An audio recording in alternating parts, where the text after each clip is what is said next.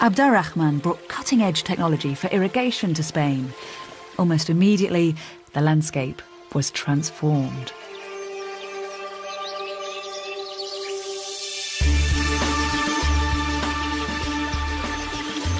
Palm trees, lemon and orange groves, avocados, artichokes and pomegranates, none of which had been seen in Europe. Because of Rahman's sophisticated trade network, this new agriculture created huge wealth. And these riches were used to build one of the greatest cities in the world.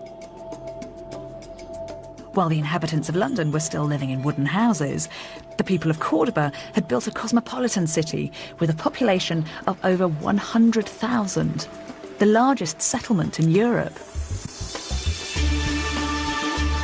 Reports from European visitors to Cordoba describe a city with 70 libraries and over 300 public baths.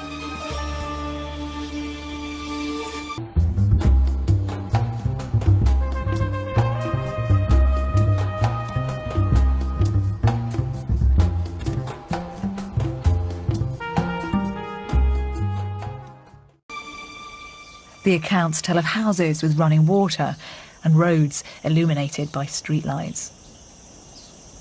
You often have to take medieval sources with a fairly substantial pinch of salt because chroniclers were extremely fond of exaggeration. But in fact, the new excavations here at Cordoba are actually revealing a city that was just as rich as the one that they described.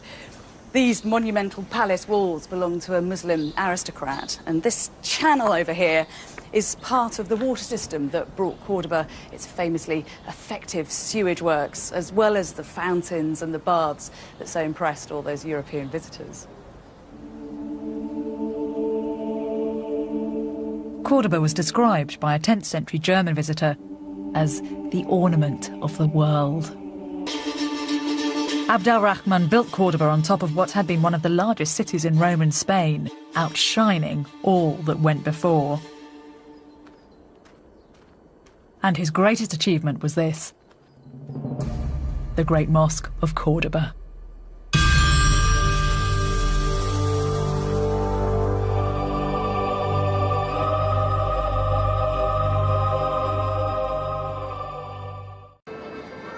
Standard history books present the Muslim occupation of Spain as something that was superficial.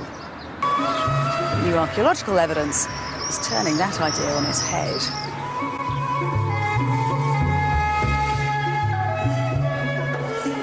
All over Spain, cities like Cordoba were established.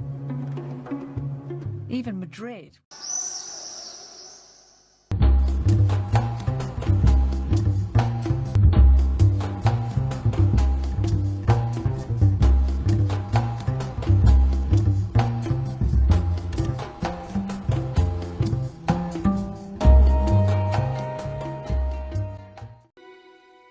By aligning the needle to the grid using the measurements, the time can be read off the face of the astrolabe, just like a clock.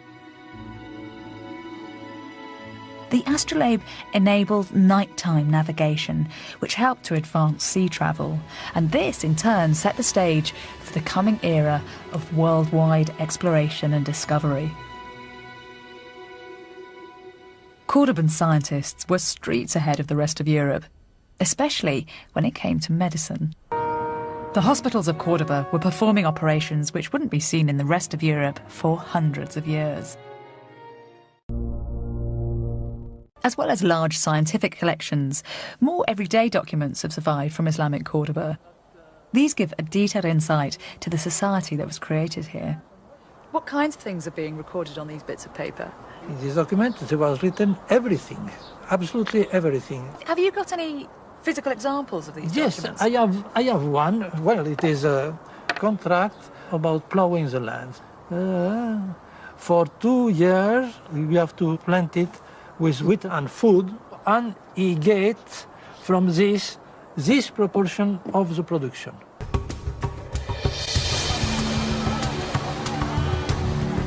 Every piece of evidence from Cordoba adds to the picture of a civilized and highly sophisticated city.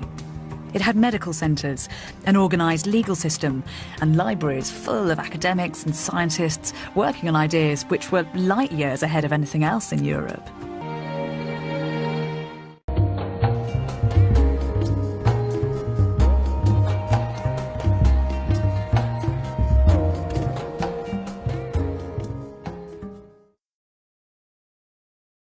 Rahman III built himself one of the biggest royal palaces in the world.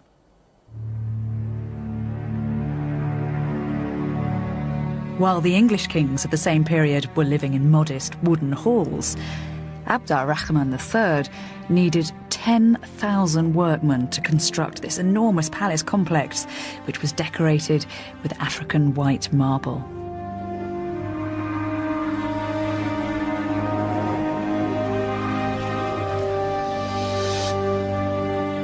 The alabaster palace, surrounded by acres of date palms, was described as a concubine lying in the arms of a black eunuch. And Arabic translations of Greek geometry and those new Arabic numerals were passed on to craftsmen and architects. This was a critical stage in the growth of Western thought. We should no longer see the Renaissance as a rebirth, but the continuation of an intellectual movement which had been nourished centuries earlier. The Italian Renaissance is famous for reviving classical learning, but in fact what's happening here 400 years earlier seems to be just as vital. Do you think that Muslim scholars aren't given due credit for what they're doing in Islamic Spain at this time? It is not something that you would learn about in school, probably, or even at university. It was probably conscious process of neglect, and now we are still suffering from that. Extremely selective history writing. That's right.